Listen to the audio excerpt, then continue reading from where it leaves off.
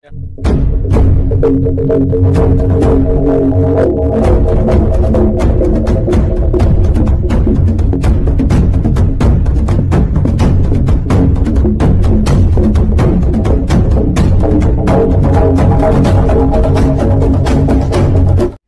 skenario palsu dan gagal terkait KM50 yang disampaikan dalam siaran pers KM50 di Polda Metro Jaya.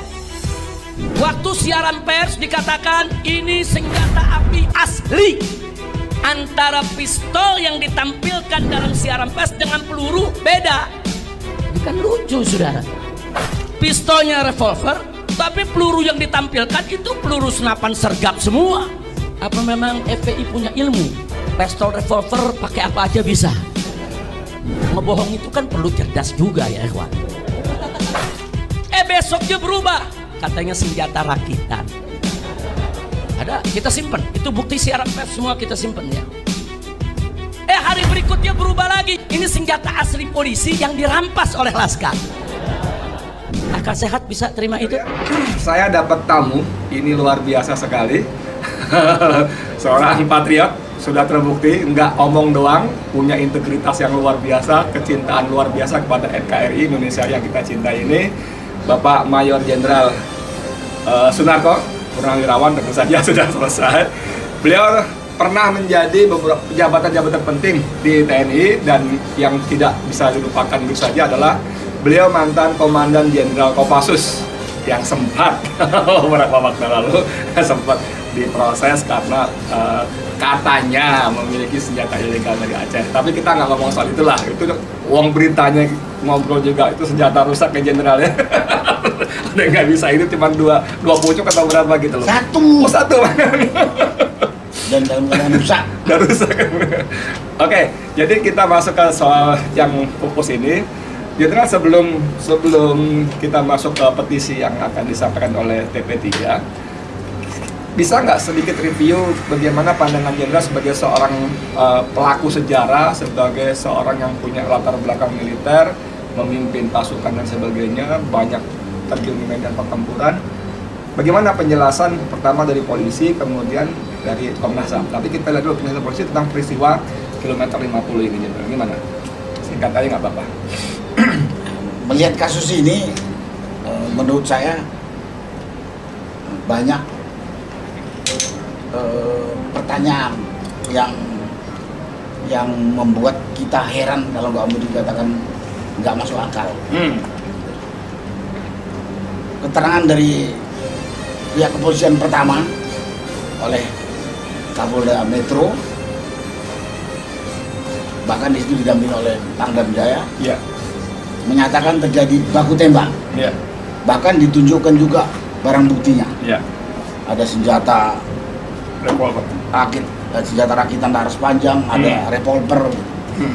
Walaupun saya tidak tahu pasti, tapi yang termasuk peluru. Revolver ada 2 pucuk. Setahu saya itu standarnya polisian. Dan pelurunya kaliber 38. Tapi yang ditunjukkan di situ, di meja situ ada foto itu, adalah peluru kaliber 9 mm yang biasa dipakai oleh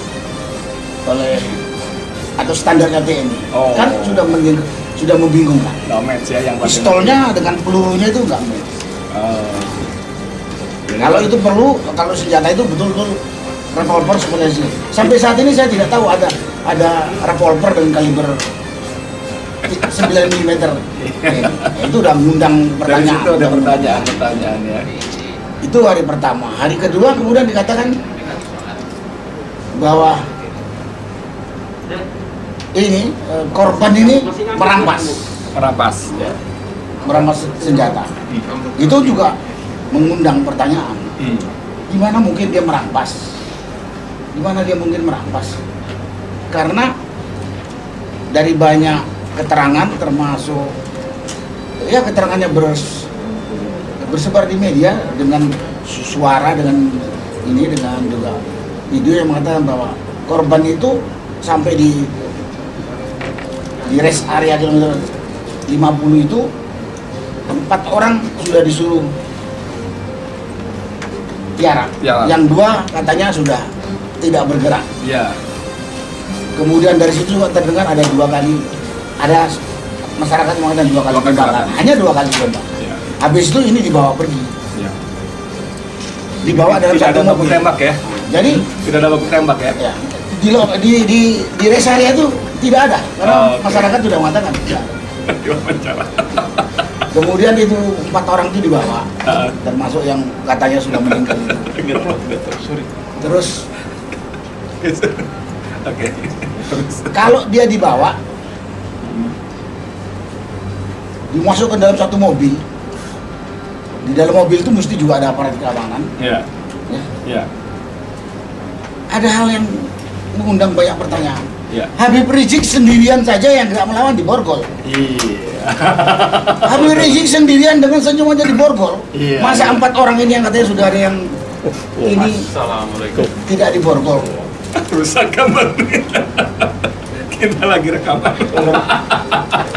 Oke, lanjut. Oke, intinya dari penjelasan polisi itu memang banyak yang nggak masuk Iya. akal, sehingga wajar kalau publik tidak percaya. Iya. Oke, sekarang kita sebelum masuk ke TP3, bagaimana dengan laporan hasil akhir dari Komnas HAM yang tidak ada penyiksaan, lalu dia bantah juga rumah penyiksaan. Bagaimana fakta-fakta yang mereka temukan, luka-luka, terkelupas badan, kulit, kemudian ada bengkak dan sebagainya, itu dianggap sebagai konsekuensi waktu, artinya jasa tersebut karena waktu bukan penyiksaan. Gimana Jenderal?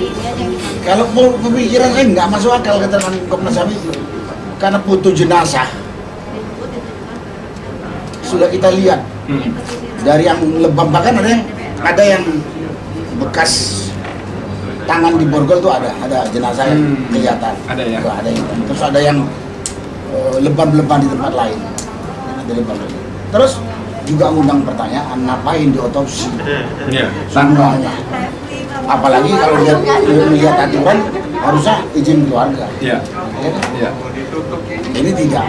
Dan kemudian lagi jenazah itu kan boleh diambil malam berikutnya. Iya. Kenapa ini? Kan undang pertanyaan. Iya, ditahan dulu ya. Nah, ditahan dulu dan mengambilnya satu-satu. Dan keluarga, rakyat dan kita ini juga ini punya tanda tanya ada apa? Kalau tentang kesimpulan Komnas HAM itu terjadi pelanggaran HAM tanpa embel-embel berat, tapi dia tidak merekomendasikan untuk diadili di pengadilan HAM, hanya pengadilan pidana biasa. Itu gimana? Saya tidak setuju. Oh, gitu. Kenapa saya katakan tidak setuju? Karena menurut saya itu adalah pembunuhan yang biadab. Saya kenal dengan banyak tokoh DP, itu anak muda 6 itu yang kita anggap dia itu syuhada tak bersenjata. Dan kita bisa lihat bahwa di rest area 50 kilometer 50 itu dia dalam keadaan tak bersenjata dimasukkan ke dalam mobil. Tapi kita kemudian tahu dia sudah tewas dengan luka tembakan cukup banyak untuk setiap orang. Katanya dari 6 yang luka itu ada 19 peluru yang digunakan. Iya. Jadi ada percaya. Jadi aneh kalau Komnas HAM hanya menyimpulkan seperti itu ya. Nah, dengan keadaan seperti itu, Jenderal gimana melihat upaya beberapa tokoh seperti Pak Amin Rais, Kang Abdullah Mahwa, ada Dr. Wawan Batubara dan yang lain-lainnya membuat TP3 ini? Ya karena itu begitu saya dihubungi oleh Pak Amin Rais CS bahwa beliau tuh akan membuat tim pengawal peristiwa pembunuhan di TP3 dengan beberapa orang sebagai inisiator dan saya diminta mendukung, saya mendukung. Dan banyak pengamaran banyak bukan hanya saya. Kebetulan ada yang di Bandung ada yang nggak bisa hadir hari ini. Hari ini kebetulan saya bisa hadir, saya hadir. Gimana peluang TP3 ini untuk membantu mengungkap penuntasan kasus pembunuhan 6 laskar ini? Saya yakin akan terbuka. Kebenaran itu akan muncul pada waktunya. Walaupun sekarang Komnas HAM juga ada tanda kutip yang melakukan perlawanan, dia bikin statement di media bahwa ada upaya-upaya penggiringan opini ya. Biar saja. Namanya bela diri boleh saja. Bela diri gitu ya. Kita sudah sangat sering mendengar pelaku kejahatan bela diri itu sudah sangat sering. Apa saran Jenderal untuk kita nih di TP3? ya kembali mengumpulkan data-data itu, serahkan kepada pihak penyidik dan Penyidik siapa nih? ya pihak pemerintah lah. Oh, masih pemerintah? Ya, Oh. nah, kalau kita nggak punya hak penyidik, tapi yang jelas kalau bisa kita menyarankan kepada pemerintah bikin tim penyidik independen, Oh. independen dan gabungan. Oh. Ini kan kita menduga dilakukan oleh aparat. Iya, Nah, tapi ya. kalau Jadi jangan hanya aparat saja yang mengusut, ya harus ada supaya ada pihak- fairness-nya ya. Nah, harus ada pihak independen dari luar. Tapi kalau soal tim gabungan kan memang Jokowi lewat Mahfud MD udah mengatakan tidak akan membuat. Komnas HAM udah cukup, apalagi udah selesai laporannya. Ya itu indikasi yang aneh. Ya, kita bersuara aja. Gitu ya. Ya, kita bersuara aja. Waktu dulu ada pendeta satu dibunuh, bikin TGPF Ya, ya. kan aneh loh. Itu ada keanehan. Waktu Munir juga bikin TGPF ya. Belum. Satu orang. Ini 6 nyawa ya. Dan Muhyiddin kan ada terbuka di situ, banyak. Dia suruh ngomong juga. Banyak saksi. Pak Muhyiddin kita ini. Saya yakin banyak yang tahu di rest area itu, tapi karena sesuatu hal lah, mungkin karena dia Iya, ada takut, cara kali di mungkin luar. dia khawatir, mungkin dia belum bersuara. Pada waktunya akan bersuara. Ada bersuara ya. Satu, terakhir Pak Jenderal, ini dengan hasil yang sangat mengecewakan seperti itu tentang Komnas HAM, ada suara-suara udah bubarin aja Komnas HAM gitu. Gimana nih Jenderal? Kalau saya bilang bukan Komnas HAM yang bubarin. Ganti komisioner ya.